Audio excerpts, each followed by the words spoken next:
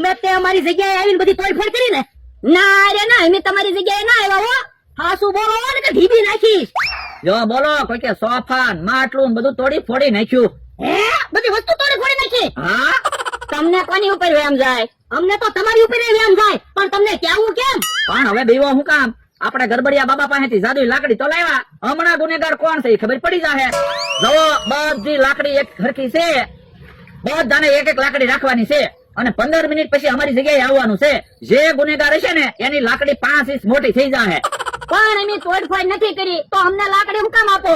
તો પણ તમે બીવો હું કામ? જે ગુનેગાર હશે એની જ લાકડી 5 ઇંચ મોટી થાહે. હારું બકુલભાઈ, હાલો આપણે બધાને લાકડી દઈ આવી. હાલો જો બોલો, ઘડીક વાર માં તો એની જગ્યાએ કોકે તોડફોડ કરી નાખી. તો હું આપણી ઉપર એમ ખાય? અમથા બકુલ ને મમરાની જગ્યા જોઈ? હા જગ્યા જોઈ. ટેબલ મૂક્યા, એક સોફો મૂક્યો, પાણીનું માટલું મૂક્યું. મને તો એવું કઈ ગમે જ નહીં. અમને બળતરા થાય ઈ બધા અહીંયા જ ઉભા. આલ્યો બધા જાદુઈ લાકડી રાખો અને 15 મિનિટ પછી અમારી જગ્યાએ આવો.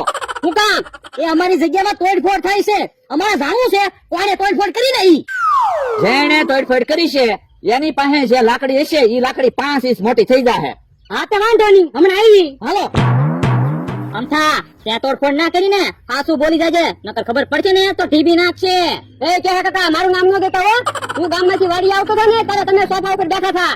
હા તો વાંધો નહીં, હમણાં ખબર પડી જાય કોણે ફોડ કરી. હે વળદા, તમને કેમ બહુ પરસેવો વળવા માંડ્યો? એ મેં તે તોડફોડ કરી.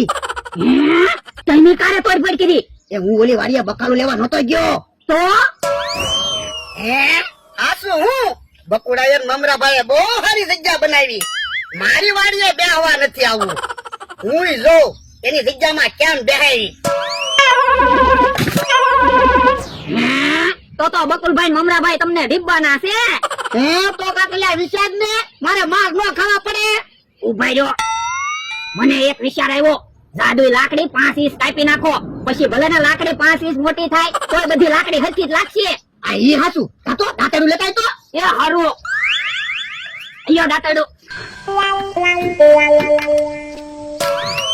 હા હવે વાંધો નહીં. મમરાભાઈ 15 મિનિટ તો થઈ ગઈ. હે ઈ આ બધા આવવા મીડ્યા. હમણાં ખબર. લાવો કે આ કાકા લાકડી. હે કે આ કાકાએ તોડફોડ નથી કરી. તમે સુતા લાવો જમરૂ કાકા લાકડી. હે જમરૂ કાકા નિર્દોષ છે. તમે સુતા લાવો અમતાભાઈ લાકડી. હે અમતાભાઈ ગુનેગાર નથી. તમે સુતા લાવે લે તું લાકડી. યો હે ઘોડા દાદા નો માણસ છે, બેકસૂર છે. હે પાલ્યા વાડી આવી દેવી. ઉભા રહ્યો, લાકડી લાવો તો પેલા. હે ગુનેગાર ઝડપાઈ ગયો. હે તો તમે તોડફોડ કરી એમ ને? પણ તમે તો કહેતા હતા ને જાદુઈ લાકડી છે, લાકડી 5 ઇંચ મોટી થાય. એ જાદુઈ લાકડી નથી, ઈ તો એની ગુનેગાર ને પકડવા માટે પ્લાન બનાવેલો હતો. અમને ખબર જ હતી જેને ગુનો કર્યો છે ને ઈ બી જાહે ને 5 ઇંચ લાકડી કાપી નાખશે.